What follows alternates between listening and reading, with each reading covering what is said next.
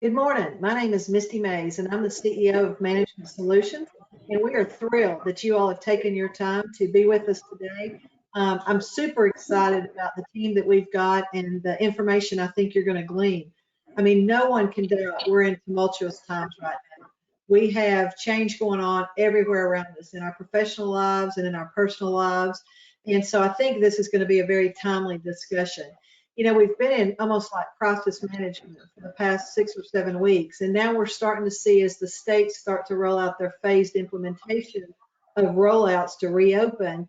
Again, it's another hurdle of change, and we keep hearing, a three-phased approach. We're not sure what that's going to look like. We run the risk of being kind of calibrated back to lockdown again, and so with all the change going on, it's a great time for us to talk about this.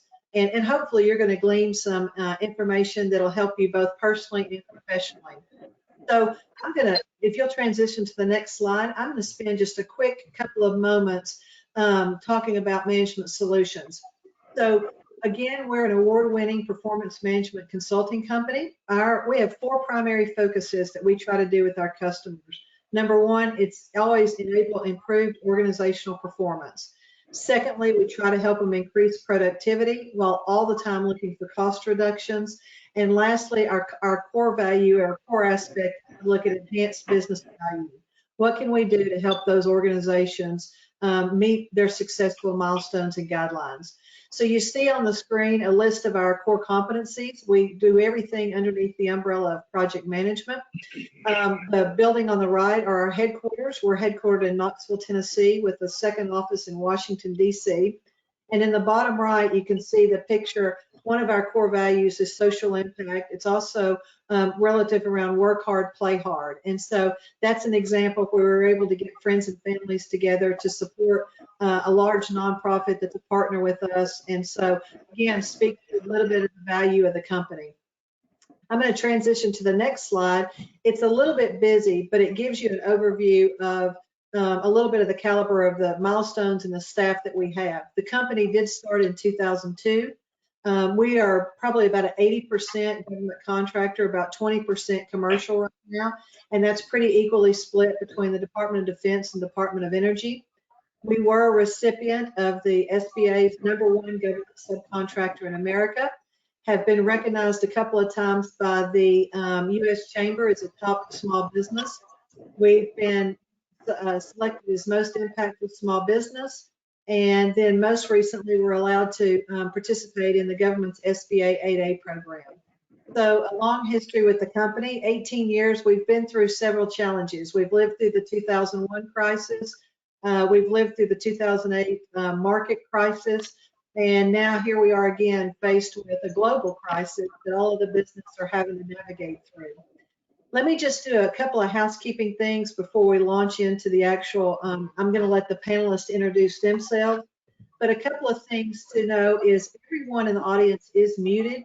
So if you have a question, you'll notice on your sidebar that you have the ability to type in a question. The idea of this is we're going to go around and I'm going to ask a few basic questions to get the discussion going, but we would love for this to be interactive. So if maybe we didn't deep dive as heavily as you'd wanted to, please feel free to ask and we can follow up. Or if there's a subject that we didn't approach today underneath this umbrella of change management and project management, feel free to bring that up. Again, our focus is going to be from a people, processes, tools type standpoint. So super excited with that. With all that I've said, I'm going to spend just a few minutes asking each of our panelists to introduce themselves, to talk about their role in their companies, and then we'll launch into the questions. So, Bill, you want to begin? Was that me? Yeah. Thanks, Misty. Thanks for having us on the webinar.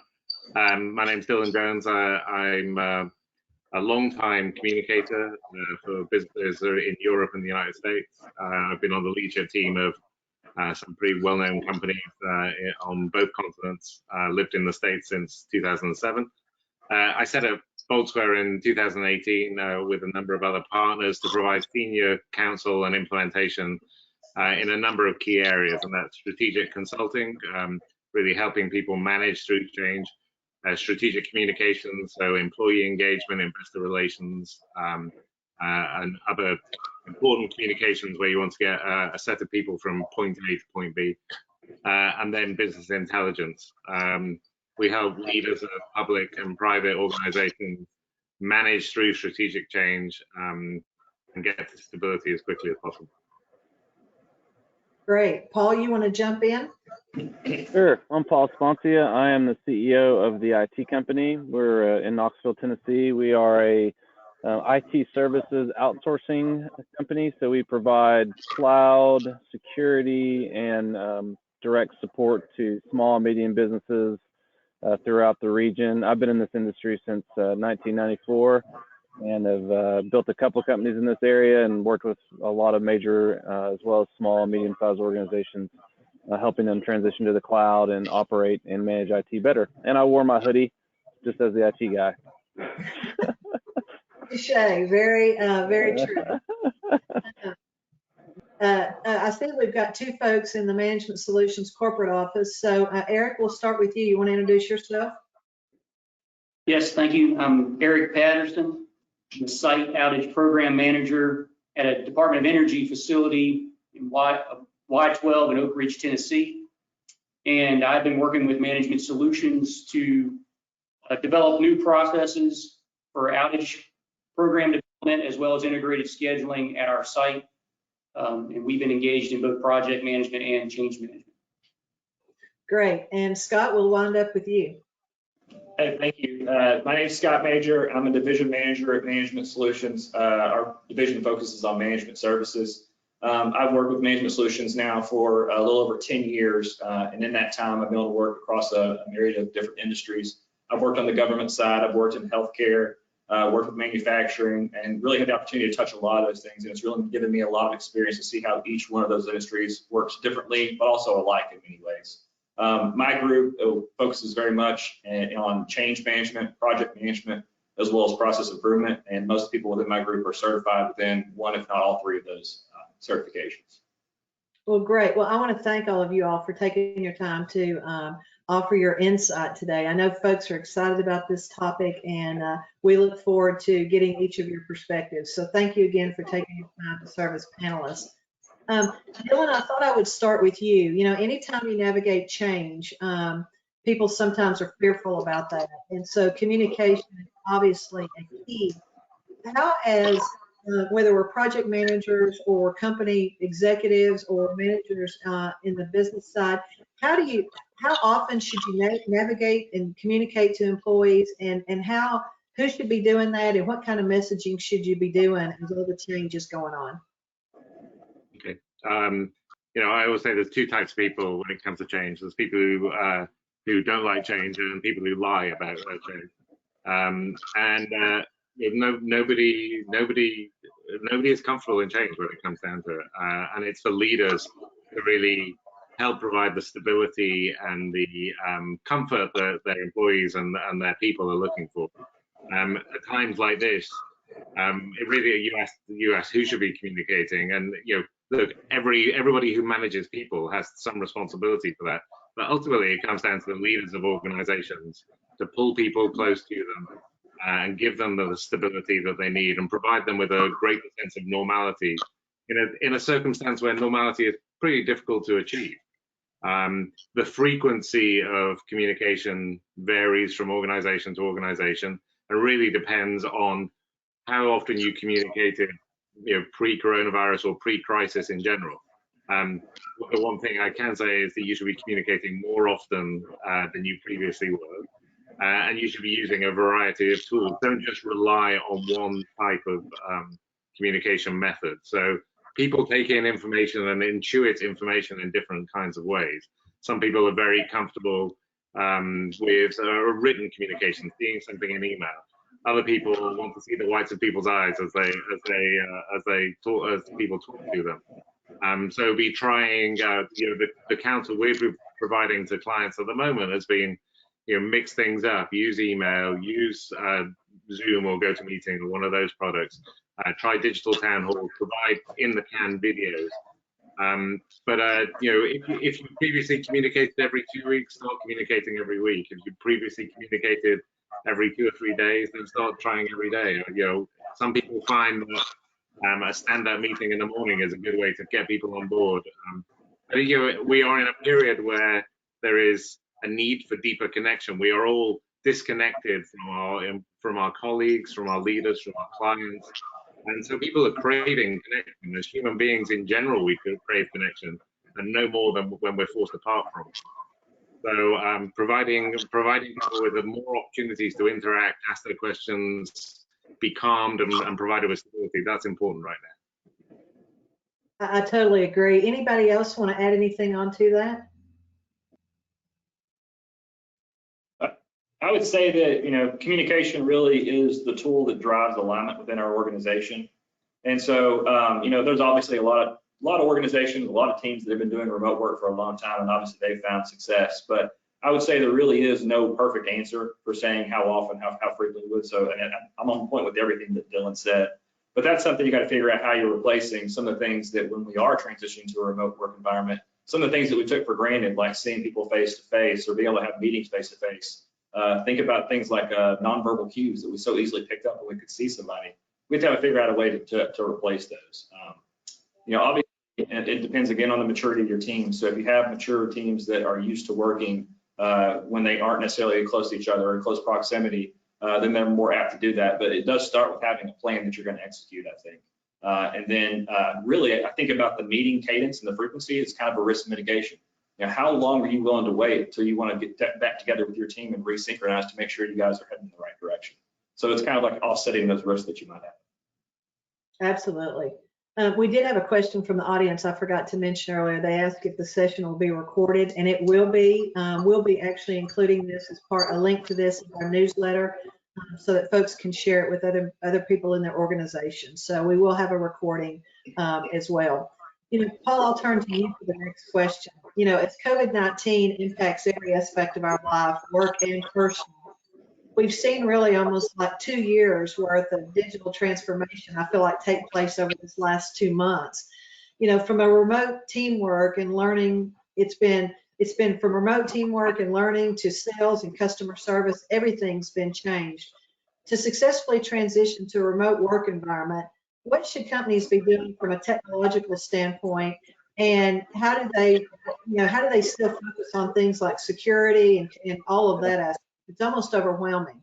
Yeah, it's for sure. I mean, I think the thing that a couple of different categories I try to have this conversation with people. I think the first part is what people underestimated wasn't the necessarily getting to work from home. It was things like the fact that everybody wasn't set up with laptops, and so what are we going to do about computers? And so we had this whole rush where people didn't really know what to do. They knew that people needed to work from home, but they didn't know what to do. So I go back to, I think Scott kind of hit on it in a different way, but I go back to planning, like actually having a crisis management plan. So from the onset is determining when things go bad, what are we going to do? And then also testing that plan and making sure that you're having tabletop tests, which is some type of sample where you say, all right, let's pretend that we all have to work from home and we're going to go do this now. So how does that happen? What breaks down? What are the challenges? And so we talk about crisis management, continuity of operations, and disaster recovery planning that nobody thought about before now is really, really critical. You said we had years of digital transformation happen in a couple of weeks, and we had years of non-planning have to be planned in a couple of weeks. So it escalated a lot and made people have to figure this out really quickly. I think from a security perspective, the thing that I would say is everything has changed because what we call the attack vector or the attack surface has now gone way out from where it ever was before. So we all had our offices and we could control what was in those offices, and we had firewalls, and now all of a sudden we had work from home and we had home computers that were implemented, and those computers didn't necessarily have the security tools on it. And so from a business leader's perspective, the critical thing now is to step back, do an after action review, figure out what happened, what took place, and then evaluate from a technical perspective, what did we run across or what did we run past? What did we just say, hey, that's a risk we're going to accept? And now backing up and saying, what do we now need to go back and protect? Because now we're at a point where we're going to be at this for a while at some level. We polled our team, I don't know if you guys did, and just said, hey, if we could all go back and you had a choice, what would you do? And they all said hybrid. Every single employee that I have said, I'd actually do both. I'd like to work from home a little bit, and I'd like to work at the office. So I believe we're all going to hear that. So now we need to put the technical things in place that deal with security, like multi-factor authentication, making sure the computers are secured that we have at the home or the laptops that we have, considering whether we're going to do this concept of VPN. And if we're going to allow people to use a VPN, how are we going to protect that so that the network is safe and we're not opening up our home networks, our business networks to our home networks? So those are the big ones. You know, planning is number one, doing an after action review and evaluating what we didn't do and what the issues are, going back and shoring those things up. And then the simple things like, again, the two-factor authentication is one of the biggest ones of all. I appreciate that. Any other panelists want to add anything? I mean, I think we've all had to navigate that, and I think you're right. I think that the new normal will be a hybrid approach for those organizations that can. Yeah, and one of the things I didn't mention too is just you know, if somebody had a 50 meg internet connection, they may have realized, well, I need a 500 meg internet connection now because my kids are watching 3 Netflix videos, and you know, I'm trying to do a webinar, and like all these things are going on at the same time, and that 50 megs isn't enough anymore. Millie, come. All right, absolutely. Eric, I'll pivot over to you now a little bit. So I know your organization, as you've talked about, was already proactively looking at your processes and the way you guys did business, and were heavily involved in change management as well. Why do you think it's important for organizations to constantly evaluate their processes and be ready to pivot or navigate change as needed?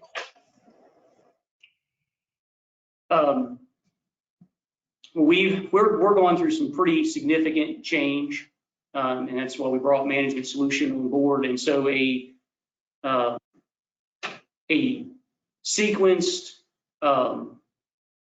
proactive change management process with executive sponsors that are fully engaged, and a proper evaluation of your culture and proper communication plans. It will improve success. Basically, we've done lots of things with lots of vision statements to get things accomplished, execute the processes and tools, but then they end up not being fully implemented. And the change management part of it, actually having a process in place that manages the people side of that project management is important to implementing and for repeatability, for its sustaining the change in the organization. And we've had challenges with that, and that's why we've been fully committed as an organization, and then reached out for expertise to implement change management. Scott, Eric, I know you all work together. Eric touched on, introduced the topic of change management. Oftentimes, I think people don't have a clear understanding of the difference in change management and maybe project management, and how the two kind of, you know, aren't mutually exclusive. They go in partnership. You want to speak to that a little bit?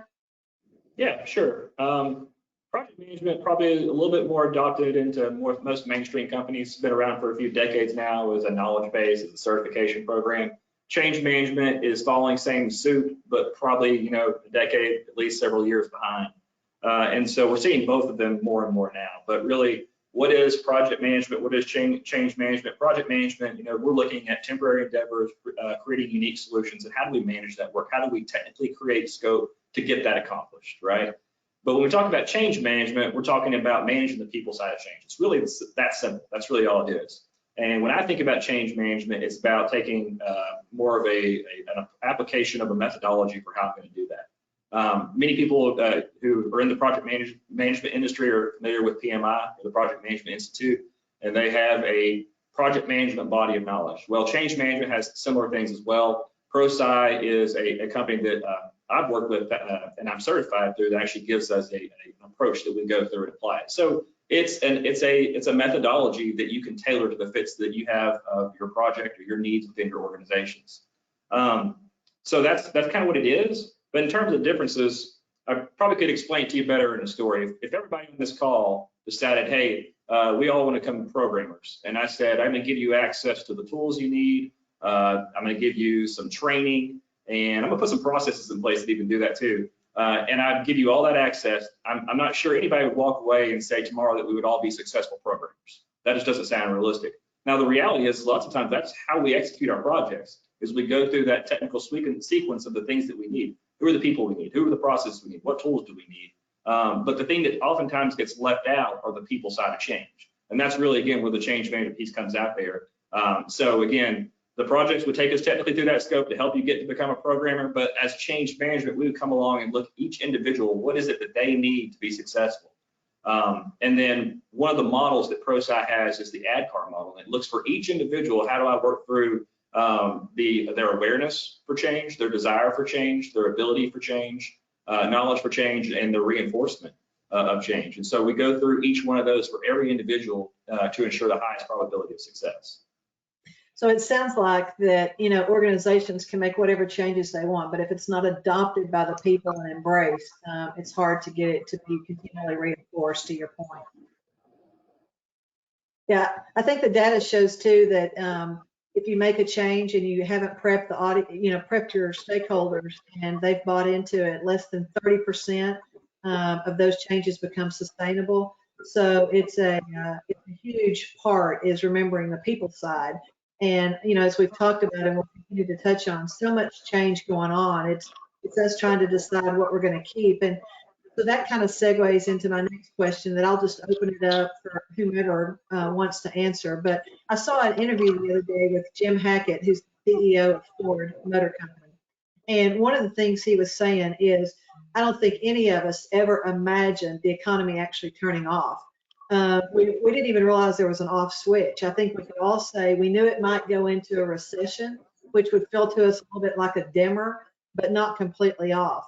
And so obviously, when I think about the crisis we're in, we've got plenty of our first priority was obviously stabilizing. How do we operate? How do we continue to execute? And how do we hopefully recover some of the costs that were potentially flying out the door? But as we continue through this process, I'm starting to hear more and more now, almost in the spirit of don't waste the crisis.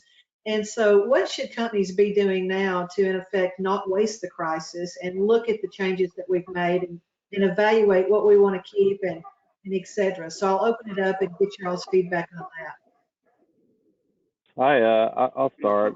I spent some time interviewing a friend of mine who comes from a military background and kind of in this operational realm. And one of the discussions, we had the discussion just specifically on this topic, and his words to me just rang really true. Is really what you said is like we really had an interesting lesson here, or I guess just experiment where we had to learn a lot really, really fast. And there's so much value in that. I think just a simple thing that, I've heard so many of my team say, even though it's been tough to work from home, they've really valued the time with their family and their kids. And it's made them kind of reevaluate even the way that their work-life balance is in general. So I think we can take that and apply it to every aspect of our business now. I mean, we're looking at this from a business. I'll take one example of our company. We've never hired anybody that didn't work in Knoxville. But the more that we've done this, the more that we've thought, well, that really maybe not be as big a deal anymore. Maybe there's ways for us to hire staff in Hawaii or in California that gives us greater coverage of time than we've had before. And we never thought of that before, because even though we had the tools, it was a big deal for us to be in the office together. So learning how to have culture while we're not in the office has been a big deal, but also opening our eyes to there's this way for us to do business that we couldn't do business before. Some of that has come through, I think Scott may have mentioned, and Dylan too, like we have a pretty regular cadence of spending time together as a team. We're a Rockefeller Habits scaling up company. And so, we have a regular cadence of daily huddles and, weekly meetings and quarterly meetings, and that stuff has had to be amped up. And in that, we've done after action reviews consistently on a weekly basis. What have we learned? And what do we want to put into this? Like, what do we want to keep doing? What do we want to stop doing? And what do we want to start doing more of? that we weren't doing before, and what ways can we kind of start to weave this into the fabric of how we operate going forward. So that's, I mean, I only speak from our lessons that way. No, I think that's great. Dylan, you want to add something? Yeah, I think, lots of businesses have, sacred cows, right? Oh, we've got Fred here, and we've always got to have Fred, and and the place will fall apart without Fred. Or we're always going to need 10,000 square feet of office space, or we're always going to need 20,000 square feet of office space, or to Paul's point about where people sit and where they operate. Now's the time to be looking at all those things and realize, actually, if the economy can shut down, then anything is possible, right? What I would counsel is that now is not necessarily the moment to be taking big decisions. This is a moment to be thinking about things, but waiting for stability and normality to return on some level, because I think we're a long way from full stability and full normality. But really thinking through what the future looks like, and then reimagining your business from the bottom up. I think the businesses that do really well are the businesses that plan for crisis. Crisis planning and crisis management is something that's, Paul will know this well, is something that people do a lot of talking about, but the reality of doing it is tough, because it seems non-essential, and you always think that a crisis is never going to happen. This is a demonstration that crisis does happen frequently. It doesn't matter whether it's your offices burning down or whether it's a global pandemic. The businesses that do well are the businesses that prepare for crisis and are able to, at the moment that crisis happens, they can open up their playbook and say, okay, this is what we do. And so in terms of things that people can be doing, looking at how they handle crisis in the future is going to be key, and we expect to be doing a lot of work in that regard as we move forward. I think great points. Eric, I'll pivot to you a little bit, because obviously, being at a national nuclear facility with this extremely regimented, you guys maybe didn't have all the flexibility that other organizations had to pivot and to adjust and to change. And again, being production, you had to have folks on site, I would assume, almost the whole time. What does it look like in an organization as large as your all's to try to quickly be in a crisis mode? Yeah, this whole experience has been a new norm for us. As of early March, we didn't even have the ability, I said full-on ability, to do teleworking with the security suites that we need. We've had a history of 80 years of we do our business behind the fence, and that includes the way we share information and our physical work. So it was a significant change for our organization to shift, and they did a great job. We actually, our credit to our new chief information officer. He came in brand new, but came from another government organization that had made that leap. And just like you all were talking about, took us through an infrastructure improvement in days and weeks, which is not normal for a DOE facility. Increased our infrastructure. We didn't have any procedures in place for teleworking. I mean, people had been able to use a laptop off-site, but it was a very small group of people because we didn't have the infrastructure in place or the business rules. But we took probably more than half of our organization and sent them off to telework. And I know my organization has been successfully using that.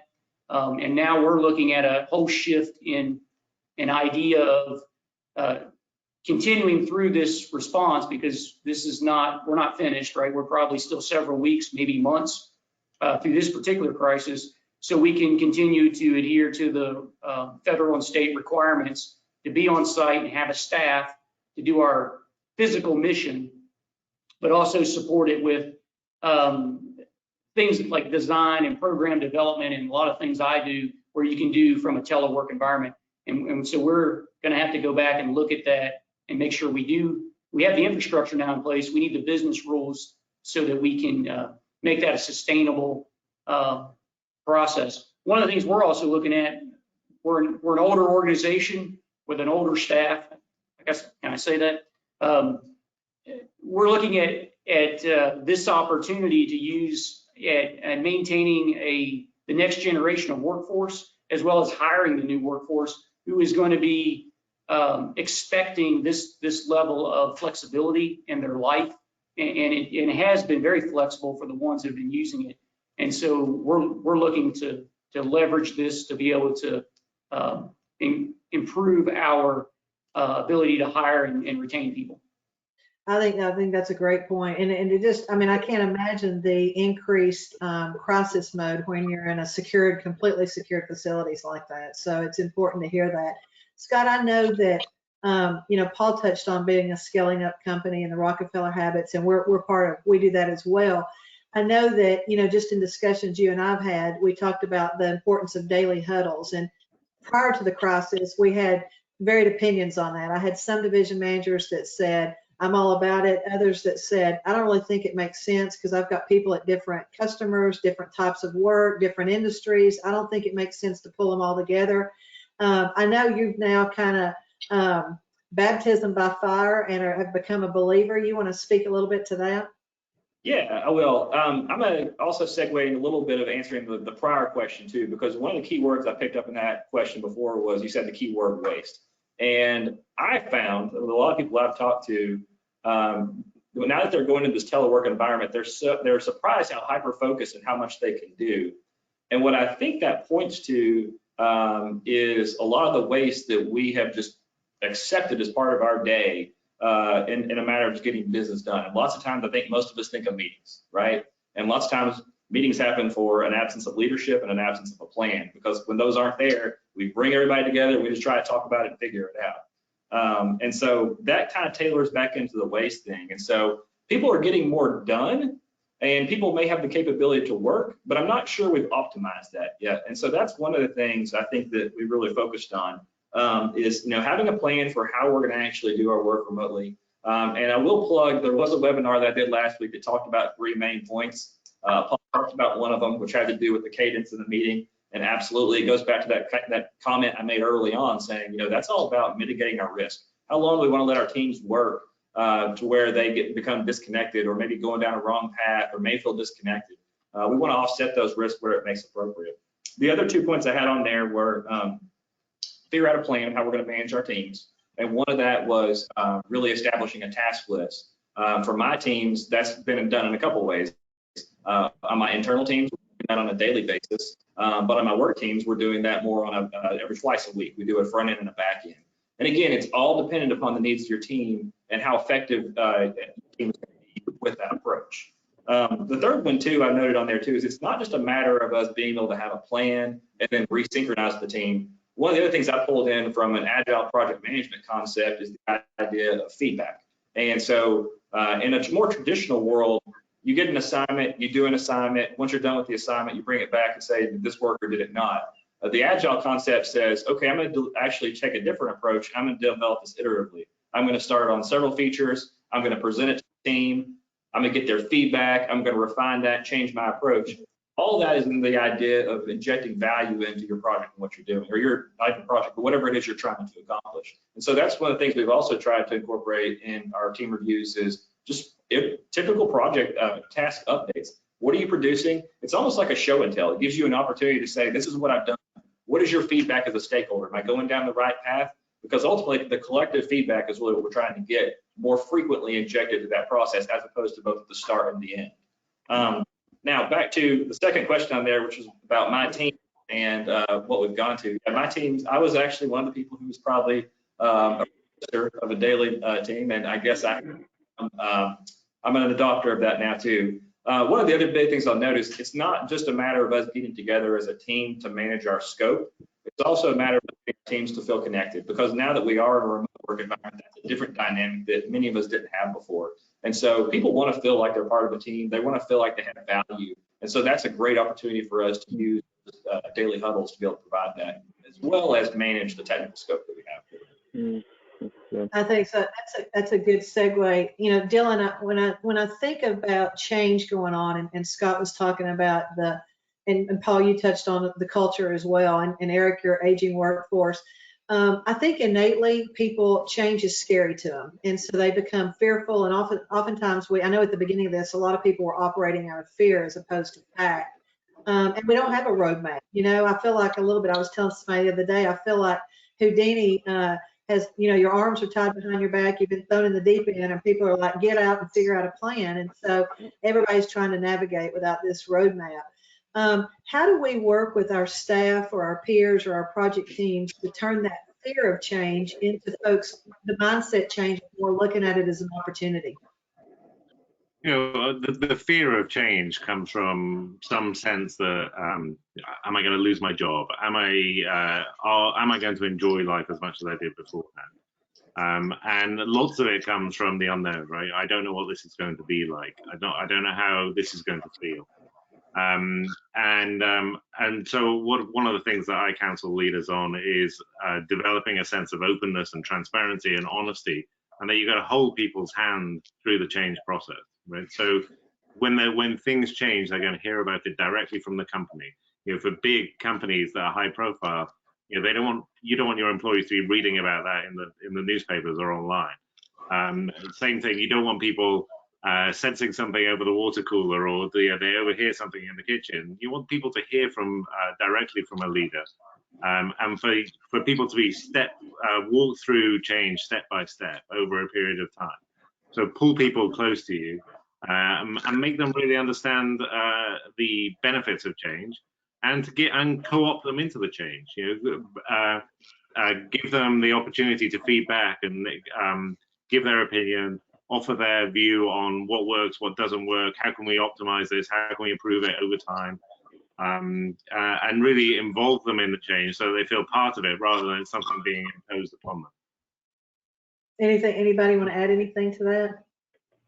Yeah, I think, I'm in a peer group in my industry, and immediately when this started happening, we were all on the phone on a almost daily and now still a weekly basis. And one of the first things that we all devised was kind of how are we going to communicate vulnerability, and also just honesty. Like we can't just say everything's going to be okay. We actually have to face the fact that we don't know. And so we have to put a plan in place that may look like maybe we have to lay people off. Maybe we have to cut salaries. Like these are all the things that are in the potential plan, and we don't want to do any of them. We don't want to do any of those things. But we at least want you to know ahead of time that we'd rather do these things and let you know what these things are than for it to all come crashing down. So we learned, really fast that we needed to be honest and vulnerable, even more than maybe we ever were. And I don't think for the people that I know of, that it's backfired for anybody. I think it's actually made the teams more cohesive. There's more trust because you've been very frank and very honest and let them in on the inside. And you're getting more out of the team because they all feel like they're all, pulling in the same direction. And to Dylan's point, instead of, maybe large organizations where there's not that communication and they just find out that there's a layoff, all of a sudden, that's a lot scarier and it hurts a lot worse. So yeah, I think it's just the other part. I heard this from another friend of mine, and I've seen it happen, is a lot of this has forced us to, as leaders, I think, allow other people to lead better, because we're no longer in the office where somebody can walk in and say, hey, I got a question for you. Hey, I got this for you. Hey, I got that for you, And so it's actually, to Scott's point, I actually am getting more done than I've ever gotten done because nobody is stepping in my office every 15 minutes to ask me a question. And my team is actually getting more than they've ever gotten done because they don't have the crutch to ask me or somebody else, how do I do this? When can I do this? Now they can use all the tools and technology we have in place and video and calls and everything else, but it's forcing people to step up to the plate and make decisions where they're already empowered to make those decisions. Maybe they just had a little bit more fear, or they could use you as the crutch. And I wasn't honestly as good at saying, why don't you just go make that decision? Like, the mission, the vision, the values, the strategy, all this, you go make the decision. And so now I have to, and they don't have access to me all the time. It's better. Yeah, I think that's a great point. I mean, we've seen a similar thing, and and to both of your points is trying to manage with fact, not fear, and without a roadmap. And so we just kind of, as a company, came back to three main things that we've tried to communicate each week, which is, again, that sense of community and culture. The mission, vision, values, focus on that foundationally, but keep the community intact. Secondly, I think staff and project teams and customers want to know, are you looking to the future? Things aren't going to be done the way they've been done historically. So you got to be coming up with a roadmap. I mean, we don't even know what the fall will look like. We could have, they're saying, potentially another wave of this. So you've got to be looking at that and mitigating. And then I think the third aspect is just the fiduciary responsibility. To your point, how long can we go like we're going? How long is the supply chain? I was saying the other day, I don't think there's a supply chain that I've ever heard of globally that hasn't been impacted one way or another. Even folks that are high producing right now and have seen a huge spike in that, there's, they're maybe not as profitable in their other organizations. And so it's all the way across the board. Eric, from a large organization perspective, Paul touched on it, sometimes easier to navigate in a smaller organization, communication and things like that. You actually cited your all's communication person earlier. How's it been navigating in a large government facility where your information has to be very meticulous and is monitored on a large scale? How's that been for you all? I would say I would put a plug in for, in large organizations, the need for professional change management. I think on a smaller organization, you can get executive sponsor, you can quickly analyze your people part of an implementation and communicate probably with touch points because you're smaller.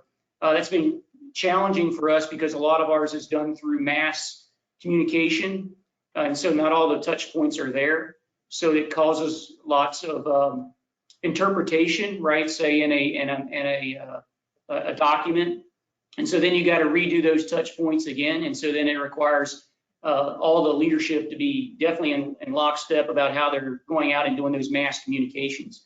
So I would just put a plug in, and we're doing that as an organization, but even improving in making that a profession of change management that you can truly get ahead and manage the communication plan and instruct leaders on how to do their touch points in a large organization, because you can get lost real quick in a mass communication, either email or a note to the corporate. And then, like you said, in our organization, sometimes the press may know, which is definitely not something you want to have happen before the staff knows. So we've walked through it. I think we've been successful, but definitely getting ahead of it with an organization that has a special organization staffing with professional people in the change management or that type of process, I think is beneficial. Scott, anything you want to add on that? Because I have a question that segues to you. I'd like to start with you. The first thing I would say, just to Eric's organization, that's a tremendous benefit that the leadership saw at that level, that they needed that competency built, not just in individuals or not even just in partners they have, but throughout the organization. And that's one of the commitments that they have done and started putting in place. And so it makes everything much easier. It builds competency in how everyone develops change, and the change vernacular becomes something that everyone understands and everyone's able to communicate. In change management, resistance management, the model that we follow is one of the 5 plans that we developed. And Dylan and Paul, you guys have done a really good job. I think you knocked most of those check marks off very good. The only other 2 things I would add to that are 2 things. The first one is don't wait for a problem to happen. Don't wait for the resistance, anticipate it. So how much of this can we anticipate? And very much from the project management side, it's kind of like risk management. Where do we expect there to be resistance? Where do we expect issues? And start to pull on that thread a little bit. Once we have that information, then we can kind of start working through some of those process improvement steps of like 5 whys. Well, why is that a problem? And then keep digging a little bit deeper into why that is. And that's really just kind of going through and doing some root cause analysis. And once we get to the root, then that's a much easier problem to solve instead of solving some of the symptoms that we see on. The other thing I would say too is really just look at our communication patterns on there. Is that, again, going back to it's more than just throwing a plan out there, it's really getting that feedback. And that takes time to listen to people and to not just listen to them, to take that information and actually do something with it. Lots of times we don't need to go sit in a room and just anticipate what the resistance is going to be on our own. Let's just ask the people that we're working with, what are you seeing? What are the problems you anticipate having? And just being transparent in that conversation. Yeah, great point. Scott, I was thinking with you being in a division manager role, and obviously all of us have touched on that we're all accessible 24/7 now. I think everybody's got the virtual thing going. It's very quick to jump on a Zoom call or whatever. How do you balance that now with the work-life balance? Because I feel like people feel like you're now accessible 24/7 and obviously taking care of our staff, but our customers, there's a balance there. How do you navigate that? That is a good question. So actually, before we went remote and we were planning, Misty was in that session, and I think some of the first thing I think she brought up is that there was the kind of depression was sweeping in with people who were really giving their entire lives to work when they got home because they just didn't think about it, and they just their phones would continuously buzz or however be notified, and it would just be a constant hassle, and it would never get out their mind. So I think you got to. Now, one thing that's been kind of nice about that is that for myself, a lot of our daily huddles, I have the video camera on, and it's not a big deal to get to know people personally now. I see the pets that they have, I see the people that they have and their families, and that's just kind of a little bit more socially acceptable in meetings. I mean, obviously, we want to try to minimize disruptions, but I do think the more you get to know the people you work with, the more effective the projects that you have. And so there's a balance there, and you got to create boundaries around yourself in terms of what you're willing to work. We have our responsibilities, and we want to make sure that we meet the expectations of those around us. But at the end of the day, too, we do have a family life and other things that provide value in there. So there is a balance that we have to make that decision for ourselves, and probably communicate that with our teams too, so the expectations are clear in that case.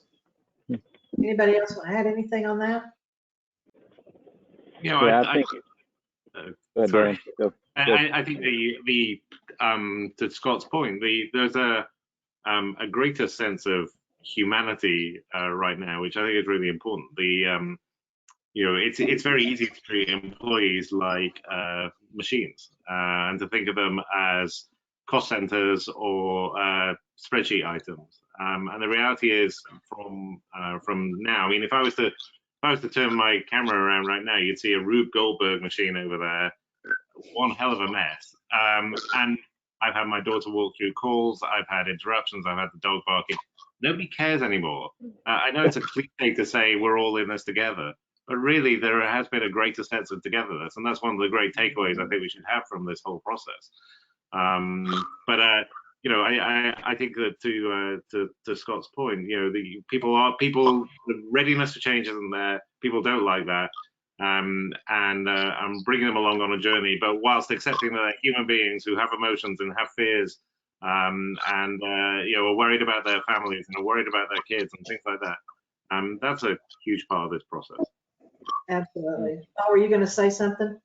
Dylan pretty much said what I was going to say, that that's the case. I think we're in a world where I don't know, my dog was making noise a little while ago. I mean, I think there's something beautiful about that too. That's really, I think humanity is the way Dylan said it. Like it's helped bring us all back together and realize that, dog's going to bark, things are going to happen, and that's okay. We have to work through it. And I think what'll be interesting is, what does that look like 2 years from now? Are we back to just the way we were, or have we maintained that sense of humanity and, hey, it's just not that big a deal, We'll see.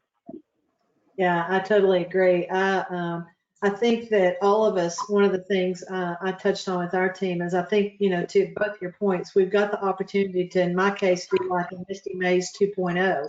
And, when everything is stripped away, you obviously focus on what's most important. And you kind of say, well, I was spending a lot of time doing a lot of this stuff. And I had these fence posts in the company that I felt like it had to happen this way. And as those have been stripped away, you have the opportunity to go, what do I want to keep? What do I want to get rid of? Even in our personal lives, we touched on, Eric and Scott, I think y'all mentioned waste. I think we've all probably seen that in our personal lives too, and what we were focusing on. And now you kind of come back and go, what are those priorities and what's most important as well? So it's interesting to think about from that standpoint. Paul, I think that people would love to hear from you. Was there any, like the #1 cry for help that you got when all this started happening? Any funny takeaways or stories there? Or I'm sure you all were just overwhelmed with people going, how do you do this or that? Yeah, I mean, I don't know that there's any super funny stories. I mean, there's always just funny stuff where people don't understand things that plug into things, and they're trying to do something, and they're trying to print to a printer that doesn't exist, or I mean, there's just there's always those little things that happen. I mean, I think the funnier things are the stuff that we just talked about, where you get kids and things like it just. You don't know, you actually have no idea what's going to, the reason I'm actually sitting outside is because the house cleaners are cleaning my house right now. and my daughter is right here doing homework. And so it's just, this is the world we live in. And those have been the fun things and funny things that have happened where you're just like, I give up. I can't do it. My dog is in my lap, and that's the way it's going to be on this meeting. So. Eric, did you ever think that your organization would allow people to work remotely? It's miracle. It's definitely a miracle type of event. So we're excited. We've definitely used it wisely, but definitely it was a challenging change, but a good one. Misty, you said something, I'd love to just comment on this. You said something about Misty 2.0, and my peer group says this really great comment, and I think it applies both to our businesses and to us. And they're always saying to us, find the great company inside the company you have, which is like keep pressing in to make it, and I think that's like for us too, like find the great version of yourself that maybe the edges were a little rough. You were working till 6 and 7 o'clock, and you weren't at dinner, and you kind of were frustrated when the kids asked a question or cried, or whatever it is. And I think there's something. Unfortunately, it takes events like this sometimes to get us there, but I think that there is a great opportunity to find that great version. Misty's Paul, everybody 2.0. For me, I think it's like 22.5 is what it is. I'm with you, exactly. I can see that. We got a question from the audience that I'm going to step through. Is from an educational point of view, do you see lasting effects on remote learning? Relative to fees, no fee learning that may affect enrollment, all those kinds of things. All of us have kids that are either we see high school graduations, college graduations are canceled. I know all the universities across the country are trying to evaluate what the fall will look like. What do you think the even organizations, as we used to send people to training conferences, what do you guys think the impact on that'll be? Yeah, it's big. My daughter, who's sitting right here, is she goes to a private school, and they've done distance learning for 4 or 6 weeks now. And so I think that, I don't know, just as I've observed it, I think for them, I'm sure there's aspects of that that's really frustrating, but there's also probably things that, to Scott's point, I bet there's a lot of waste in school that's gone. All the stuff that goes on during the school day that in some respects is great, communication, community, all that fun stuff. But so I hope that it does some pretty profound things, because I think we've all realized that our education system in many ways is broken, and we're teaching kids how to, we're not teaching them how to learn, we're just teaching them how to memorize. And so I'm hoping that some of this stuff busts some of those things open. Personally, I have a daughter in college and then 2 kids in high school, so it's been fun to watch it. But I guess my only comment is I hope it changes. And from us, from a business perspective, it has dramatically changed. Dramatically. All of our learning, we've done multiple conferences we were supposed to be at. My peer group last Thursday and Friday was on Zoom, never done before, and it was pretty good.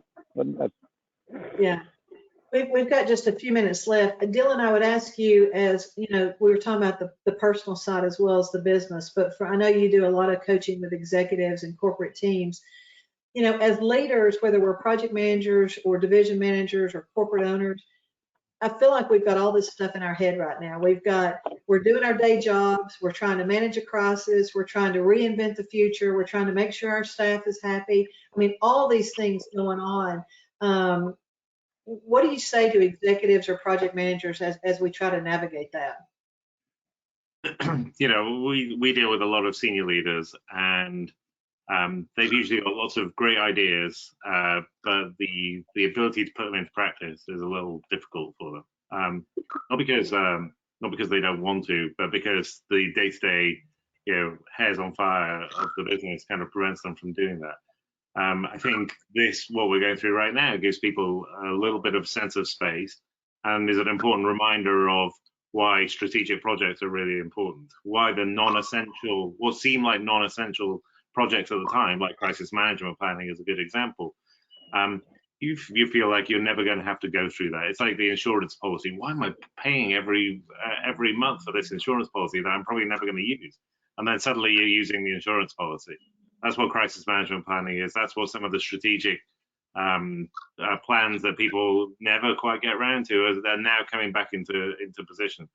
But taking a step back, looking at the totality of the business, it sounds, Misty, that you're doing that kind of thing where you're re-examining some of your assumptions around what your business should be and what it could be going forward, and using this as a permission for change. Because if you don't change in this moment, when are you going to change? Absolutely. Eric, Scott, anything to add on that? No, just in agreement that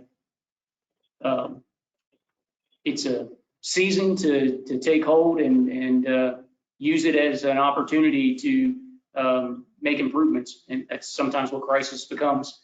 And I just encourage all of us to do that and to help each other out, because I think we all have adopted the change differently, right? So definitely reach out to our human side and our human brethren to help them out as we go through this change and probably some more change over the next few months. Yeah, I would add too, and it may kind of go back to the previous question too, is so I have a 5th grader and an 8th grader, and back to Paul's point exactly, we obviously have some challenges in our education system, but we want to make sure, me and my wife want to make sure that our kids still have the education they needed from those grades to be prepared for the next grade as they go on. And the reality is that we're just not there. It's not going to be happening from the current education system. But what we've tried to do is, as parents, is try to understand what are the concepts, what are the things that they need. And so they have gone back in and we challenged them. They kind of made it their job from 9 to 3. It's basically their job is to figure out how to teach themselves, to improve themselves from an education standpoint, from an athletic standpoint, and just really try to, and also clean the house as well as much as possible. But it's helped them really kind of prime that pump on building learning management and fostering that themselves. And so, I mean, they literally have tools like Alexa and stuff that they can ask questions and get directly from it. So it's about being curious and going in and trying to figure some of that out. And I think going back to a crisis management standpoint piece too, is it's, just being prepared to be able to do those things is how can I prepare myself to be autonomously, performing away from my team if I need to be, or away from my team, and try to really kind of link those things together. Yeah, I think so too. Go ahead. One of my favorite books is Great by Choice by Jim Collins, and he has this whole section, I think it's chapter 7 maybe, it's called Return on Luck. And as you guys were all talking, that's what it made me think of, like, and to Dylan's point of embracing change and et cetera, is, this is the time, this is really bad luck, but if you read that book, the companies that were the most successful were the ones that actually got the highest return on their bad luck.